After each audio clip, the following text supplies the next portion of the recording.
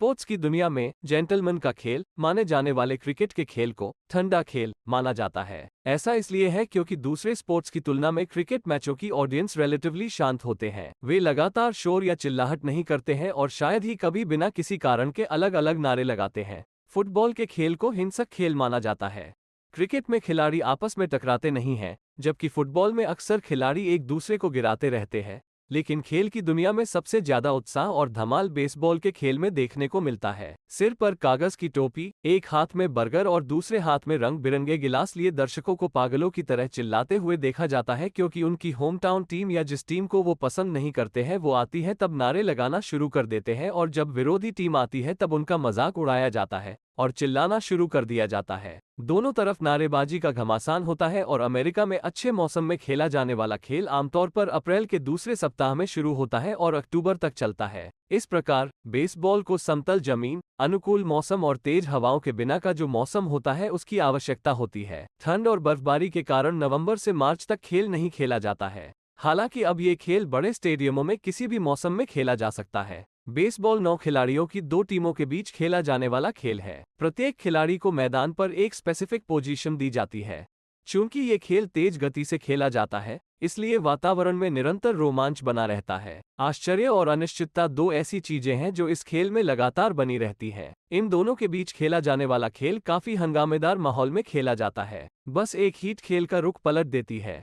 दुनिया भर में कुछ हद तक खेले जाने वाले इस खेल में अमेरिका का काफी दबदबा माना जाता है। इसके खिलाड़ी इतना कमाते हैं कि उन्हें ज्यादा कमाने की जरूरत ही नहीं पड़ती। आमतौर पर कुछ अपवादों को छोड़कर एक खिलाड़ी 18 वर्ष की आयु में टीम में शामिल होता है और 40 वर्ष की आयु में रिटायर्ड हो जाता है। बेसबॉल के खेल को ऐसी भूमिका देने के पीछे मुख्य कारण ये है कि दुनिया के सभी खेलों में बेसबॉल के खेल में सबसे ज्यादा मिथ और अंधविश्वास है। खिलाड़ियों के भ्रम भी अजीब होते हैं। हमारे तेज ओपनर के श्रीकांत की बात करें तो वे हर मैच से पहले अपने दादा दादी की तस्वीर को प्रणाम करते थे और ज्योतिषियों की सलाह पर अपने सरनेम में एक अतिरिक्त के जोड़ लेते थे। 1987 में जब भारतीय टीम को रिलायंस कप में न्यूजीलैंड के खिलाफ खेलना था तो captain Kapil Dev, vice captain Dilip Vengsarkar और little master Sunil Gavaskar team के लोकप्रिय मैनेजर PR मान सिंह के साथ सत्या साई बाबा का आशीर्वाद लेने गई। उस मैच के नतीजे पर गौर करें तो भारत ने न्यूजीलैंड को हराया था। मोहिंदर अमरनाथ बल्लेबाजी करते समय हमेशा अपनी जेब में लाल रुमाल रखकर खेलते थे और इंग्लैंड के पूर्व कप्तान और पावर बैट्समैन कॉलन काउड्रे को ड्रेसिंग रूम में बिना कपड़ों के जाने की एक अजीब आदत थी। सिर पर सिर्फ इंग्लैंड की नीली टोपी होती थी, इसलिए इंग्लैंड के चीटकू बैट्समैन केन बैरिंगटन हमेशा जागते समय दाईं ओर उठने का आग्रह रखते थे। इतना ही नहीं बल्कि जब वो ब्रश करने बैठते तब उसने जितने रन किए हो उतनी बार टूथब्रश को अपने दांतों पर रगड़ता था।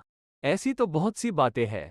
जब खेलों की बात आती है तो प्रोफेशनल एथलीट कुछ ज्यादा ही व्ययमीले होते हैं और बेसबॉल को सबसे अधिक व्ययमीले खेलों में से एक के रूप में जाना जाता है। बेसबॉल मैच शुरू होने से पहले ये खिलाड़ी अलग अलग काम करते हैं। कुछ का मानना है कि ग्लोव्स में थोड़ा सा थूकने से किस्मत खुल जाती है। साथ ही कुछ अन्य लोगों की भी यह मान्यता है कि एक बैट से एक सर्टेन नंबर में हिट्स लगानी चाहिए। इतनी हिट पूरी करने के बाद खिलाड़ी बैट बदलता है। इसलिए कुछ बेसबॉल खिलाड़ी कभी भी अपने साथियों को बैट नहीं देते, वे इसे अपशकुन मानते हैं।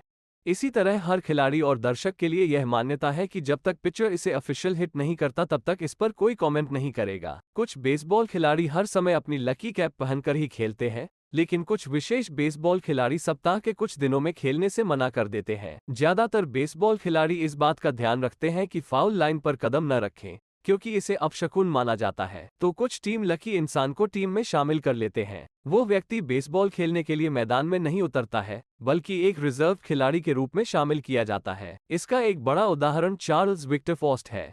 उन्होंने 1911 में न्यूयॉर्क जायंट्स टीम की सेवा करने की इच्छा दिखाई। इस टीम के मैनेजर जॉन मैकथरू थे। उन्होंने मैनेजर से कहा कि अगर उन्हें नेशनल लीग पेनल्ट, जिसे बेसबॉल में सबसे महत्वपूर्ण प्रतियोगिता माना जाता है, उसमें उन्हें शामिल किया जाता है तो न्यूयॉर्क जायंट्स जरूर जीतेगा। मैनेजर मैकथरू के दिमाग में एक विचार आया। उसने अपने खिलाड़ियों से कहा कि वो फॉस्ट को आजमाना चाहता है और फॉस्ट को होम रन हिट करने की व्यवस्था की गई। सभी खिलाड़ियों ने सहयोग किया और वे जानबूझकर बॉल मिस कर गए और फाउस्ट एक होम रन हिट करने में सफल रहे। खिलाड़ियों ने उन्हें चार्ल्स विक्ट्री फाउस्ट नाम दिया और तब से उन्हें एक इनफॉर्मल खिलाड़ी के रूप में टीम के साथ रखा। वो हर प्रतियोगिता में खिलाड़ियों की हौसला अफजाई करने लगा और साथ ही उन्हें ये भी कहने लगा कि मैं तुम्हारे लिए ये प्रतियोगिता जीतने का सौभाग्य लेकर आया हूं और तुम जीत हासिल करोगे। चार्ल्स विक्ट्री फाउस्ट का उत्साह और भविष्यवाणी सच हुई। जायंट्स ने इसे जीत लिया। और अगले 2 साल न्यूयॉर्क जायंट्स ने जीतते रहे।